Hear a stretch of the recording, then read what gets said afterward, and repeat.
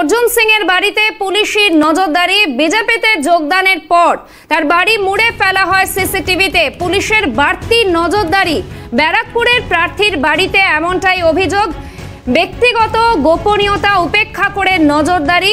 প্রতিবাদে হাইকোর্টে ব্যারাকপুরের বিজেপি প্রার্থী অর্জুন সিং। এ বিষয়ে অর্জুন সিং এর কি প্রতিক্রিয়া শোনাবো আপনাদের। 82টা ক্যামেরা আমার বাড়ির আশেপাশে, মানে আমার প্রত্যেকটা মুভমেন্টকে রেখি করা হচ্ছে।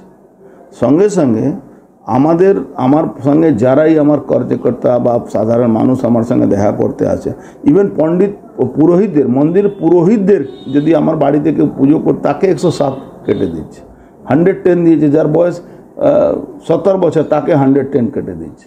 এই ধরনের মানে পুলিশকে দিয়ে মমতা ব্যানার্জি সরকার এই ধরনের কাজ করাচ্ছে।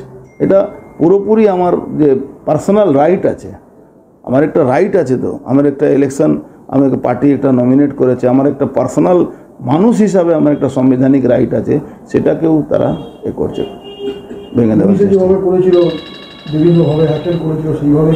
ওই লাইনে যাচ্ছে। পুলিশ যেভাবে এ করেছিল সেই লাইনে যাচ্ছে, সেইটাই করছে।